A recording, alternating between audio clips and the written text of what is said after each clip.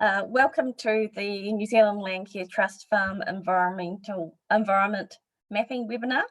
My name is Shona Slose. I am the New Zealand Landcare Trust Catchments Coordinator based here in Canterbury. And today we have with us Dianne, who is a geospatial consultant with Spatialise. Next slide, please.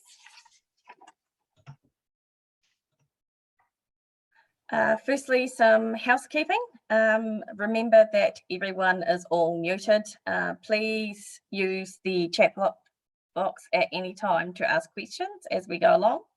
Also, we are being recorded and this webinar will be available on our website after this.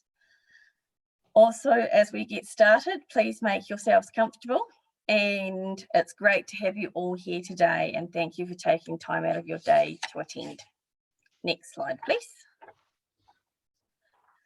The agenda for today's webinar is, firstly, we will go over what is a farm environment plan and what should be in a FEP.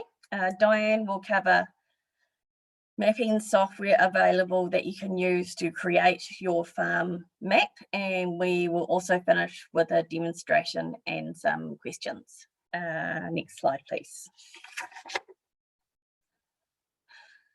Farm environment plans. Firstly, New freshwater regulations will require farms over 20 hectares to have an FEP. What is required in the FEP is still not known completely yet, but in Canterbury we have had FEPs for some time. So what is a farm environment plan? It is a tool that can help farmers recognise on-farm environmental risks and enable you to set out a program to manage those risks. It is unique to your farm, and it will reflect your local environment and the type of farming operation you have. It'll also detail the farms and aspirations of what you want to do with your farm. And now I will pass over to Dianne. Thank you, Shona. So what should be in an FEP? So an FEP should contain your farm details and a farm map. And the farm map should identify all significant infrastructure and natural features. The FEP should contain an assessment of risk from farming activities on water quality, as well as good management practices the farm is currently doing. Should identify time-bound actions in place to mitigate the impacts of farming on the environment, and it should be written by you, the farmer, or with your input. So what should I include on my farm map?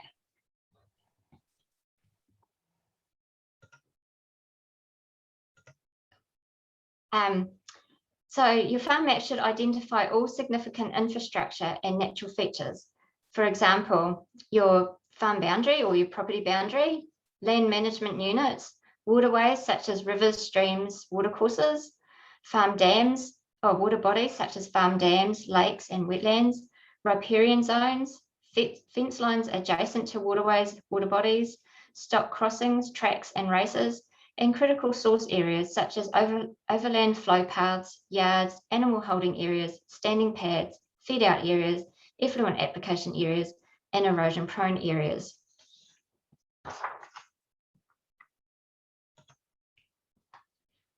So to create your own farm map, there are several free mapping tools that you can use. And these are Google My Maps, Google Earth Pro, and ArcGIS Earth and QGIS. So the learning curve between these applications is quite steep between Google My Maps and QGIS. And I'll outline these in the next few slides.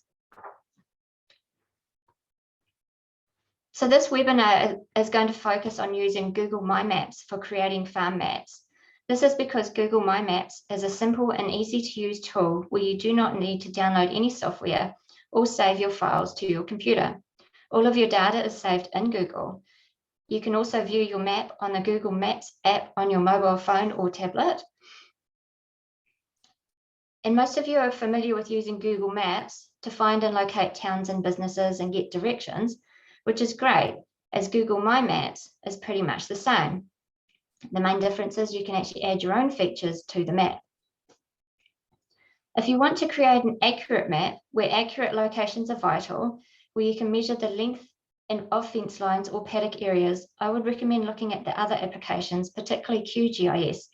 Google My Maps will meet the needs of creating a farm plan that outlines significant infrastructure and natural features in a conceptual way. So Google My Maps, you can share and print your map, you can download features, your map is online, and you can access it via Google Maps mobile app. And the requirements are you need a Google account, you need internet access, and the skill level is basic. The next step up is Google Earth Pro and ArcGIS Earth, which is on the following slide. So Google Earth Pro, you can add and edit features, you can save map as an image, you can email your map, you can print your map, and you can import data from different formats and export your data to KMZ or KML. You can also view your map in 3D. So if you have a look at this map, you can see this ridgeline here is popping out, so it's in 3D. If I switch back to Google My Maps, this is a 2D map, so there is no topography, it's flat, so you don't see any 3D features. So the requirements for Google Earth Pro is you need a computer and you need to download the software, you need internet access. The skill level is from basic to intermediate, so you can use the basic tools where you can create your own point, line, and polygon features, or you can take it to the next level using some of the 3D and data import applications. ArcGIS Earth is pretty similar to Google Earth in that you can add and edit features, you can save your map as an image, you can email your map, print your map, input data from different formats, and you can view your map in 3D. But you can also add data feeds and web services. And what this means is a lot of the regional councils use the ArcGIS platform. And so on their web maps, they have lots of layers and data which you can access and put them onto your map in ArcGIS Earth as a data feed and see how these, for example, the regional plan might relate to your farming practices and what sort of provisions, rules and regulations there are that might impact on your farming practices.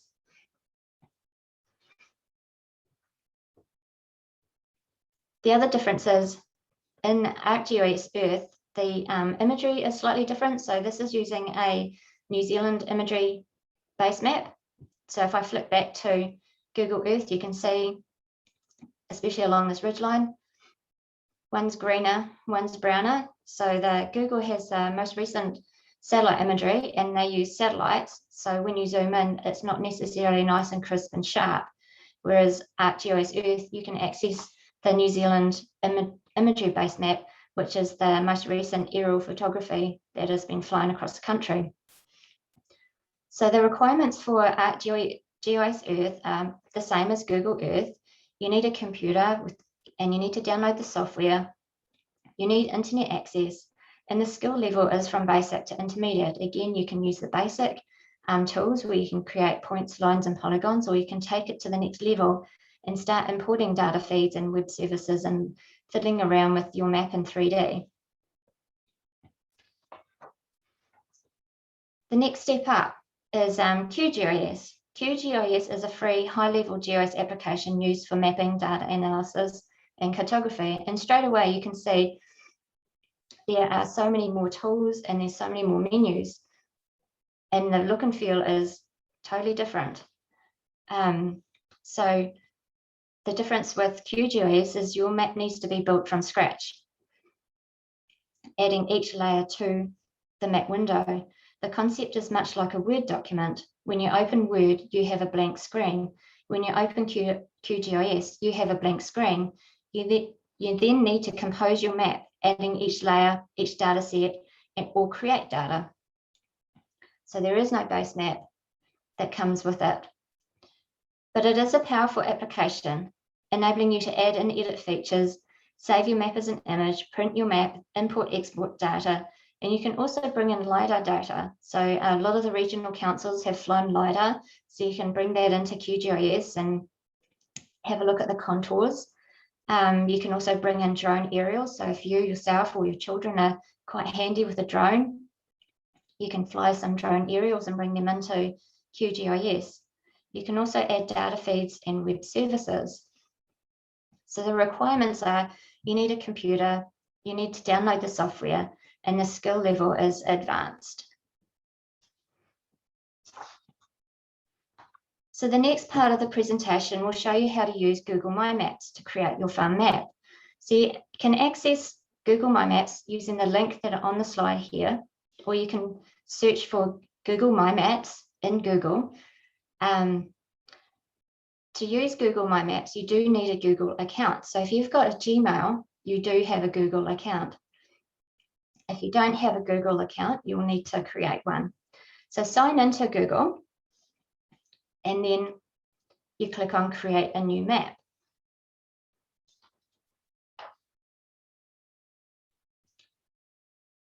Then you can give your map a name by clicking on this Untitled Map title, and you can put in your farm name. And then you can rename the layer. And so I generally start with mapping existing or current features. So this is where you add like your farm boundary or your waterways, your planting, your erosion prone land. So all your existing features will go in that layer. But as you can see, how can I map my existing features when I can't even see them? So Google defaults to Street View, which isn't really helpful when you want to map your farm boundary or your waterways. So you can drop at the bottom of the layer list, there's this base map selector. So drop that down and select satellite image. Now you can see what you want to map. So you start mapping by adding a line feature. And a good starting point is your farm boundary. And then you can add your waterways, your water bodies, farm races, stock crossings, etc. So as you draw your features, give them a name and a color for each theme. So water is a theme. Water is generally blue, so I like to make streams blue and farm dams blue. And then your property boundary could be black, your farm tracks could be grey. When you're mapping in your critical source points, you can give them a colour relating to the level of risk. So for example, yellow might be low risk, orange might be moderate risk, red might be high risk. But there are no set standards for this. This is just a guideline of how you might want to go about colouring in your map. So once you've mapped all your current features, we can then add a new layer and call it Planned 2021-2022. So this is where you'd put all your planned works, such as your planned fencing, your planned planting, etc. And as before, you draw in each of your features, give them a name and a colour. And you can see here, I've added a new layer called Future. So this is where I'll put in things that I'd like to do in the future, but I don't have the budget for, and I don't have the timeframes for them at this stage. But it's things that I'd like to do, some improvements I'd like to do on the farm.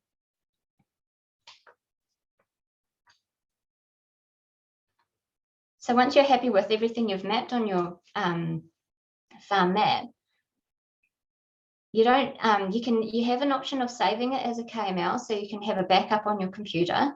But Google automatically saves your map and any changes to it as you go. So your map is saved online in your Google account. The option to save it as a KML will give you a backup, or it's easy for you to email your data to a third party if you wish. And it's also, I'll show it in the demo later on, where we might want to collaborate at a catchment level and combine all the farm maps within a catchment and see how interconnected they are.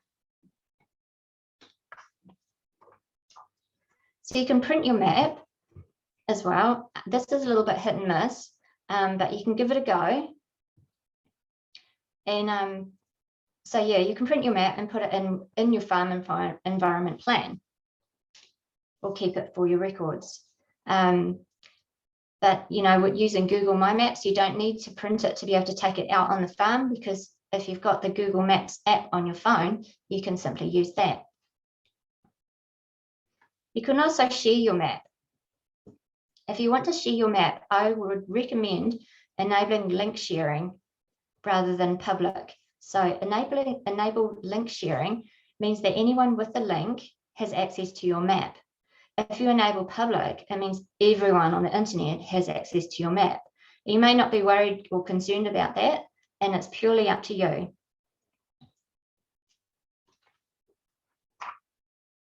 So now I'll go to the demo.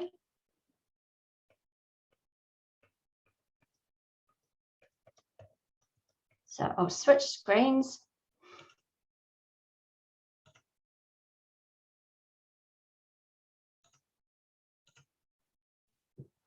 So when you go to Google My Maps, you are presented with a little dashboard like this.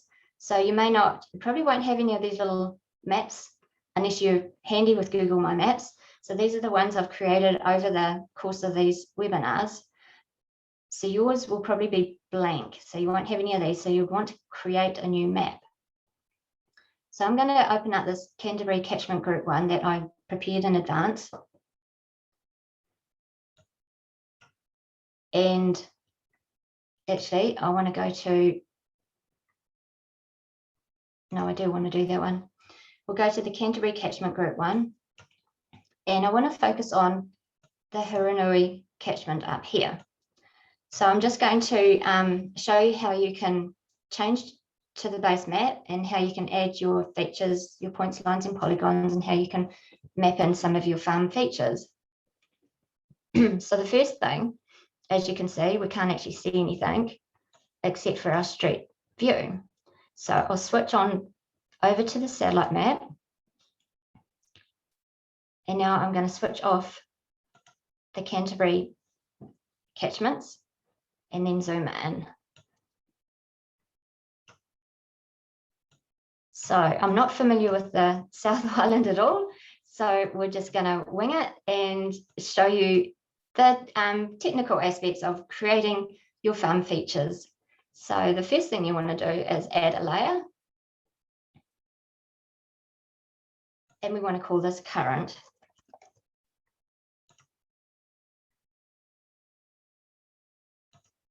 And I'm going to map in the Hurunui River.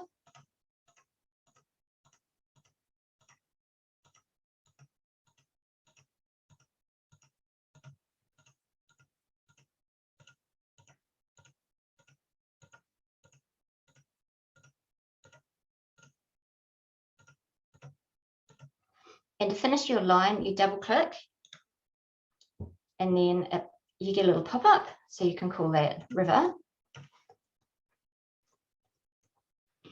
And save. And you've got a little drop box here, so you can give it a color. So I like to make my rivers blue. And you can also make it as thick, depending on how major the river is. So the Hurunui River looks like a pretty substantial river, so I'll make it a substantial thickness.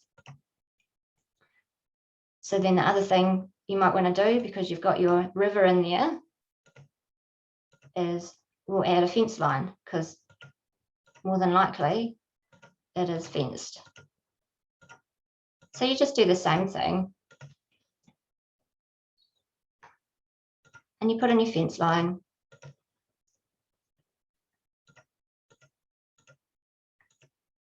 So I'll just take the fence line up to there.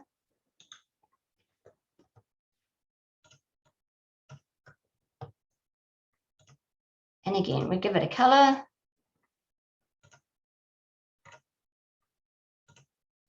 And then we might want to map in our plantings.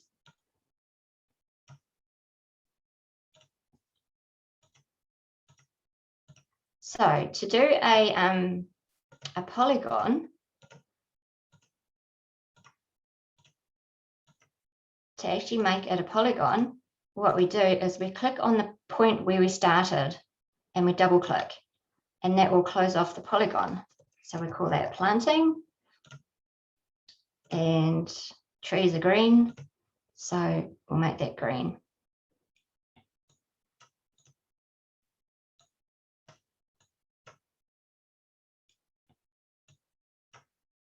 And so you just go through your farm and you map in all your features.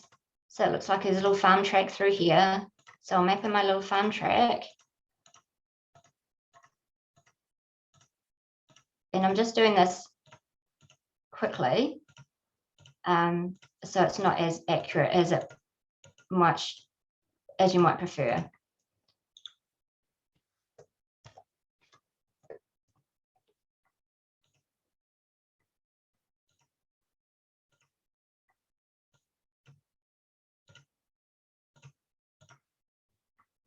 Oh, that one's a little bit hard to see. So again, you can fiddle around with the colors and choose colors that are going to stand out against the satellite image or against the base map that you choose.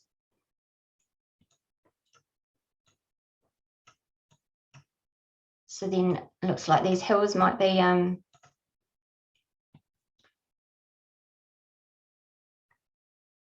was going to say erosion prone, but I can't see any erosion. So we'll just say that there's a little bit of erosion along here. So you can say this is like a critical source point with your erosion prone. I'll give it a color.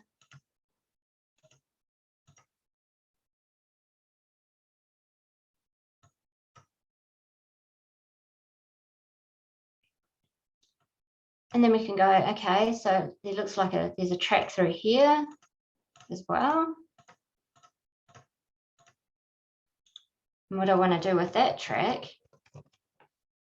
is I want to put a stock crossing, because it looks like there's a stock crossing just along there. It looks like a little tributary to the river along there. So we put in a stock crossing just there.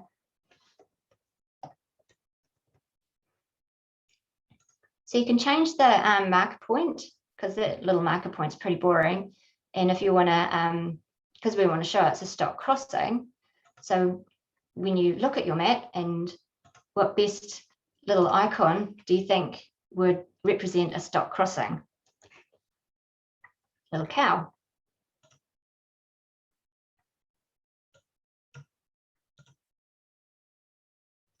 And again, it's this critical source point as well. And the other thing, in the chat, I've put links to all the downloads and how you can access all of those 4 free mapping applications. So I've just put that in the chat.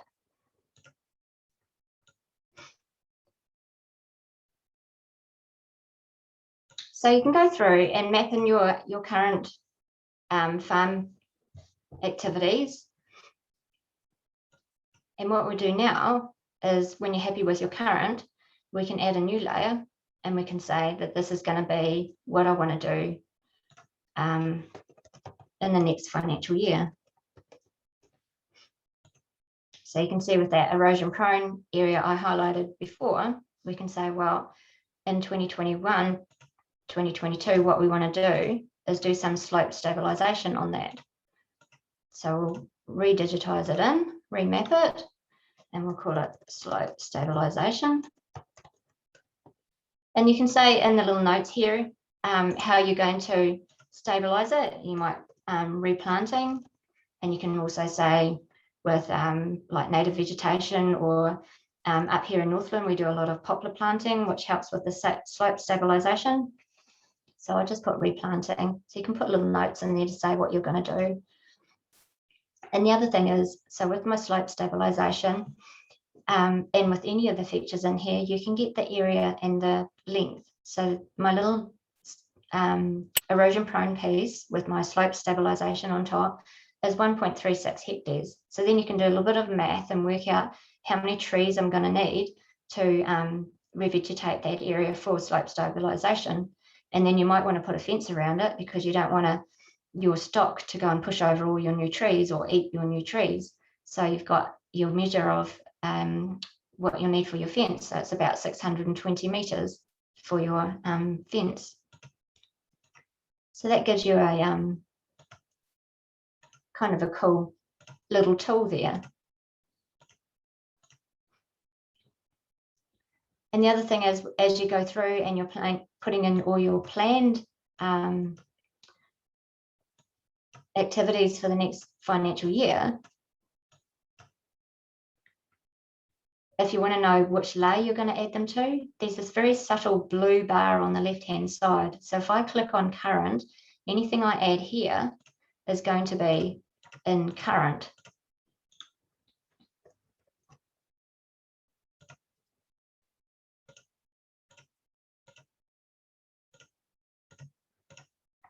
So we click on planned, and we say it with that my little stream down there. It's actually a farm track anyway, but that's okay. This is just all representatives, just to give you an idea of sorts of things that you can do. So in my planned, I might want to put in a crossing in over here.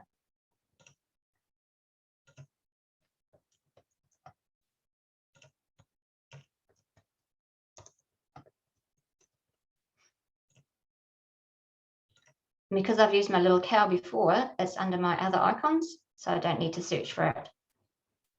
So I can put that there. So you get the idea of going through your farm, mapping all your features. And then what you can do is you can export your layers out to a KML or a KMZ. And you can export the entire map, which means it's going to export out the catchments, your current and your planned activities.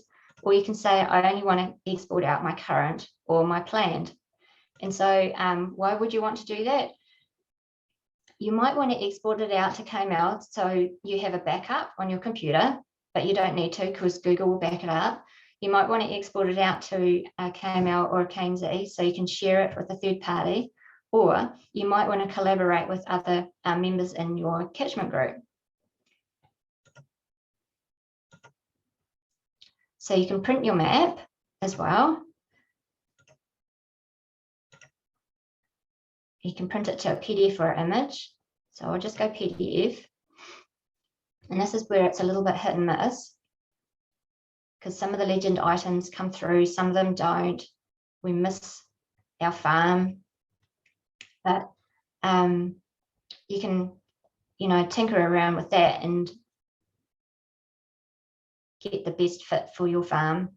Or the alternate is just to zoom out to your features and then just do a screenshot, a screen grab.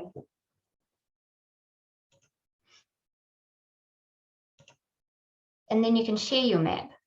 So you can enable link sharing, which means everyone with the link can see your map, can access your map, or you can make it public to everyone on the internet can find and access your map.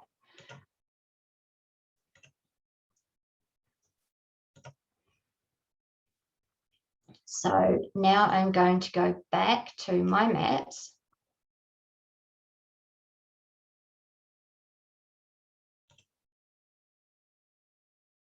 Right. And I'm going to delete these off.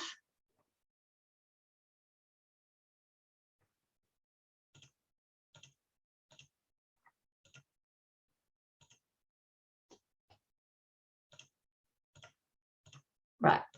So now we're going to focus on the Huranui Landcare group. And so what I did earlier today is I mapped in some farm features of some imaginary farms.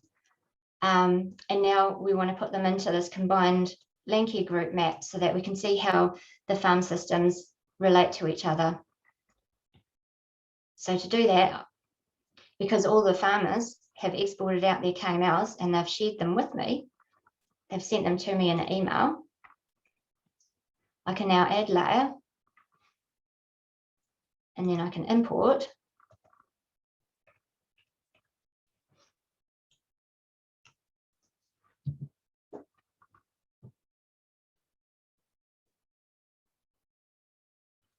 And there we go. So there's farm number 1 down here. And so they've mapped in a stock crossing, some erosion prone land, and they've got some planting, and they've fenced along their waterways.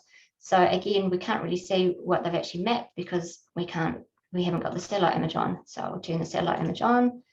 So you can see there's some little, they've been busy doing some planting. And then we can add another layer. So we've got 3 farms that want to collaborate with us on this.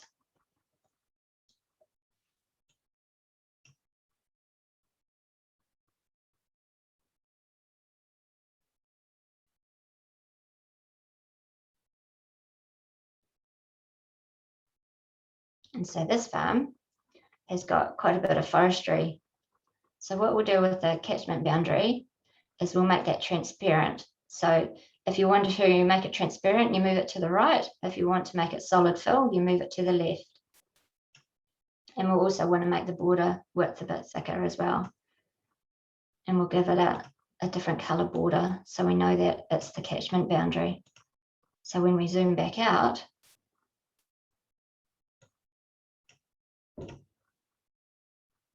here's our catchment boundary.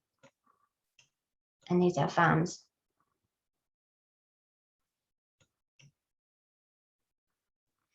And then we've got 1 more farm that want to collaborate in this little area here.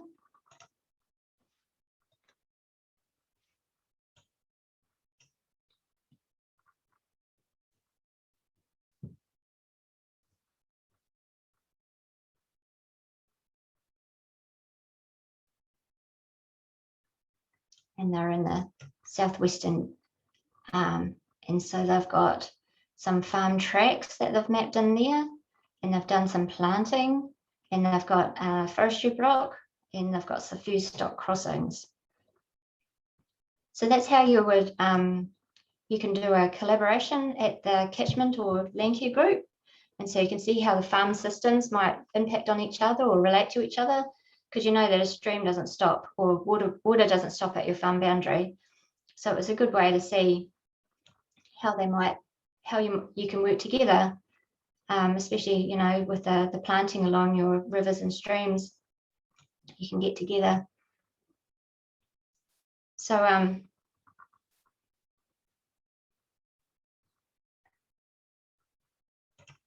and then the other thing that I'll show you is with this catchment boundary.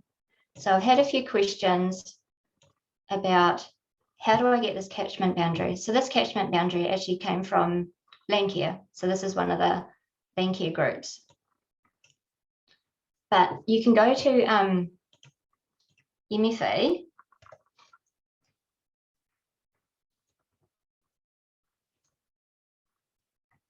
And this is the MFE data warehouse. And there is a lot of environmental data here, one of which is catchments.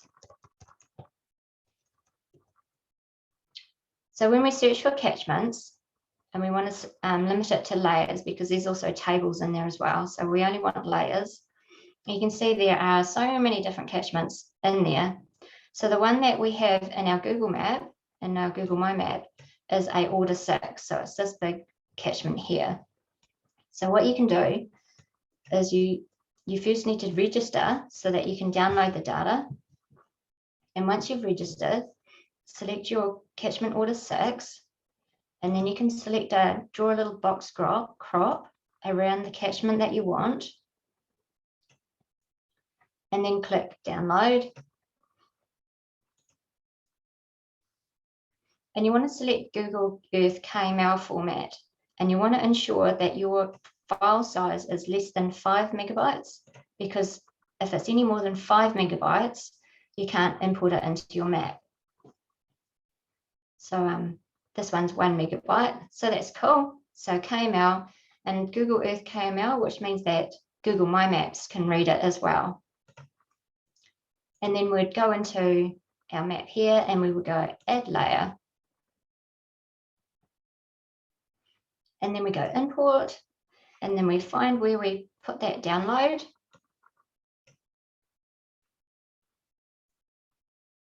we import it.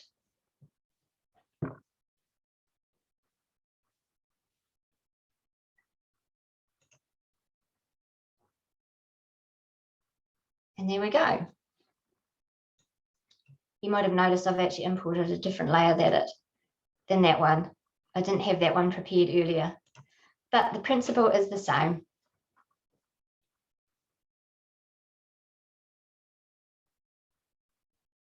And then because we've got the, turn off that one, because I only want this catchment and we've got all these others, you can click on them and just hit delete, and that will delete them out of your map so that we can focus on just the one that we're interested in.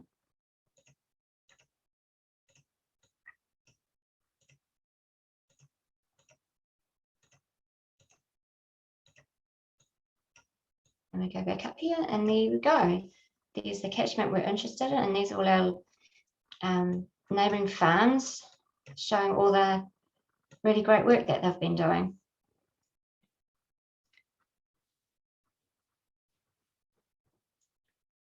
So are there any questions? If you've got any questions, but pop them in the chat.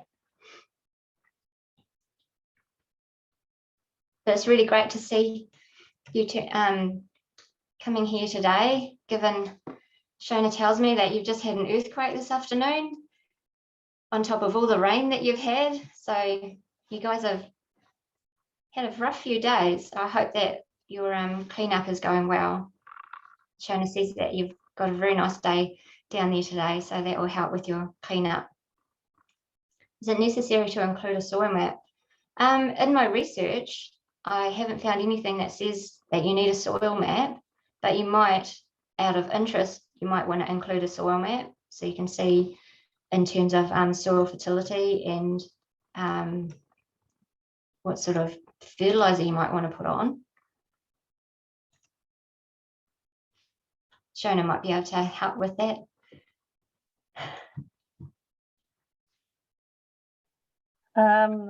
It's, I haven't found a layer that does that yet, but it does do S-maps through Overseer. However, it's something that I'm definitely going to look into and see if we can add it to our maps.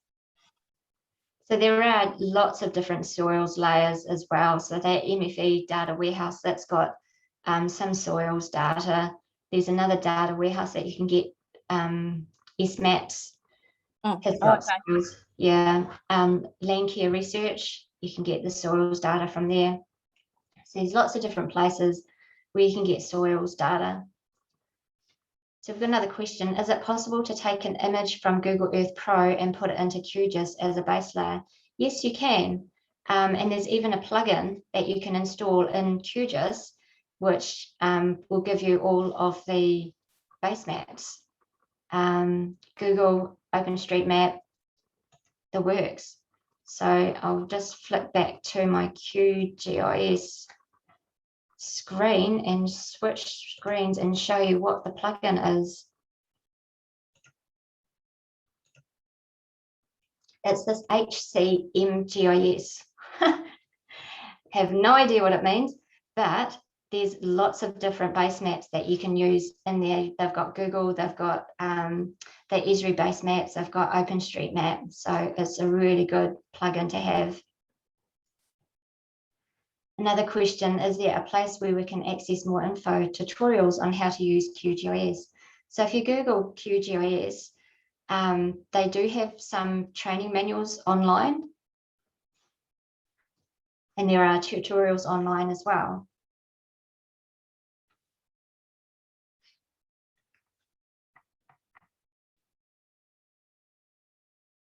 So hopefully that helps.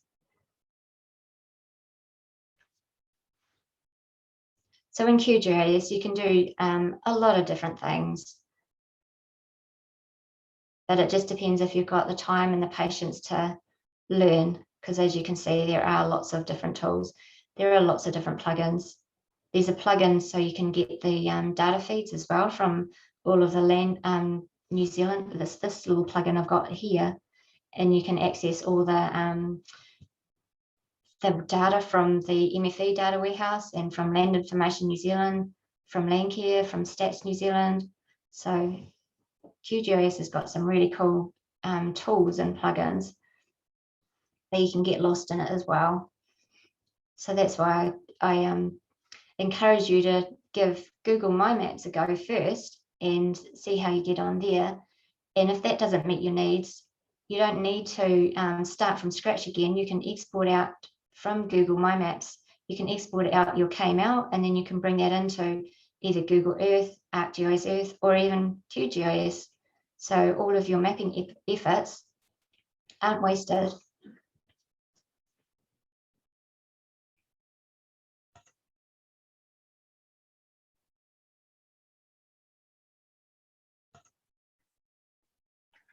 Do we have any other questions that anyone would like to ask?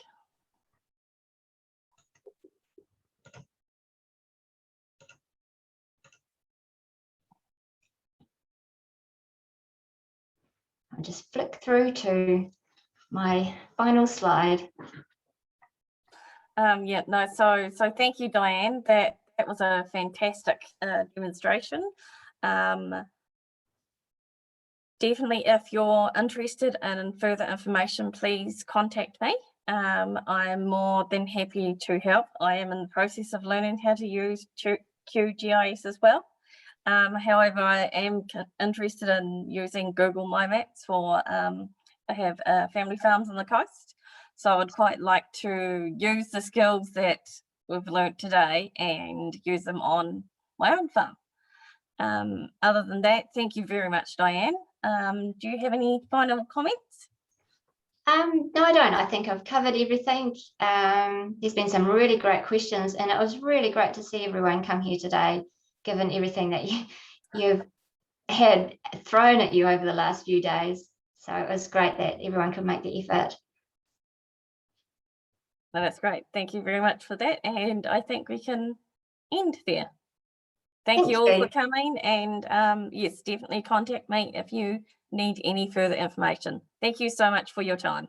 Thank you.